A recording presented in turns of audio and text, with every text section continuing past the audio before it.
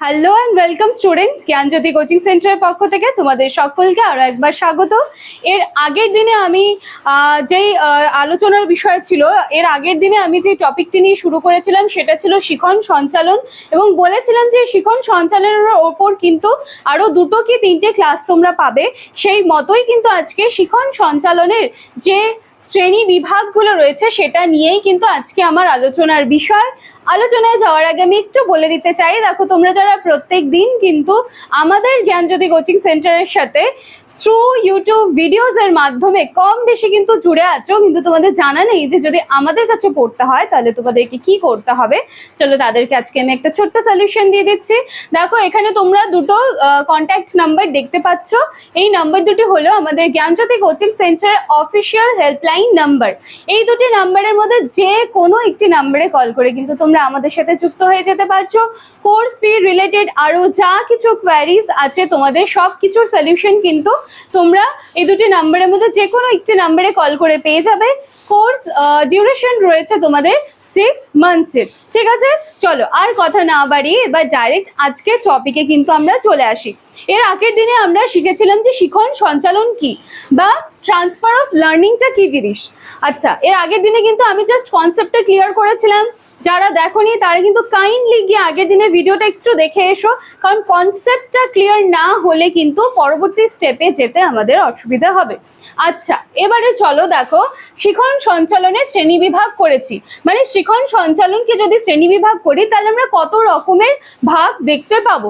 দেখো এখানে আমি এটা লিখেছি, আশা করছি তোমরা দেখতে পাচ্ছ। শিখন সঞ্চালন লিখেছি এবং দুটা ভাগে বিভক্ত করা হয়েছে। একটা হলো লো রোড ট্রান্সফার এবং আরেকটি হচ্ছে হাই রোড ট্রান্সফার। এইবার তোমাদেরকে জানতে হবে যে এই লো রোড ট্রান্সফারটা কি এবং হাই রোড ট্রান্সফারটা কি। আচ্ছা, এর সংজ্ঞা বা ডেফিনেশন বা এই জিনিসটা কি সেটা দেওয়ার আগে আমি একটু তোমাদেরকে উদাহরণ দিয়ে জিনিসটা শুরু করতে চাই।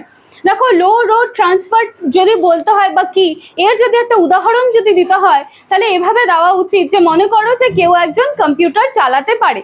ঠিক আছে, সে কম্পিউটার চালাতে শিখেছে, এর পরবর্তীতে সে আগের থেকে শিখে এসেছে, সে জানে যে কম্পিউটারে কি কি ফাংশনস আছে, কি করে চালাতে হয়, সে সবকিছুই জানে। এর পরবর্তীতে তাকে কম্পিউটারে একটি কাজ দেওয়া হলো, তাহলে কি হচ্ছে, সে আগের থেকে শিখে এসেছে এবং শেখার পরে সেই কাজটাকে সে বারবার বারবার প্র্যাকটিস করেছে।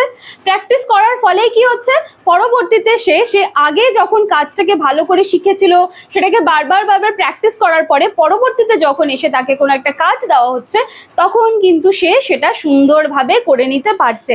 আর এক্স্যাক্টলি এইটাই হচ্ছে কিন্তু লো রোড ট্রান্সফার। ঠিক আছে, এটাই হচ্ছে উদাহরণ।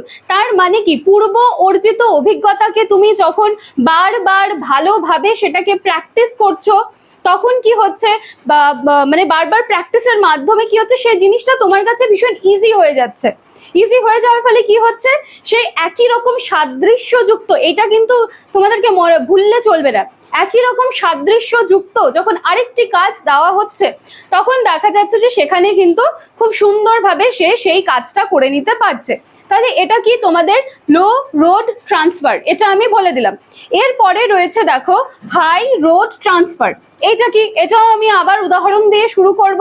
দেখো এটার যদি বলতে হয় বা এর উদাহরণ যদি দিতে হয় তাহলে এরকম দেওয়াটা ঠিক হবে।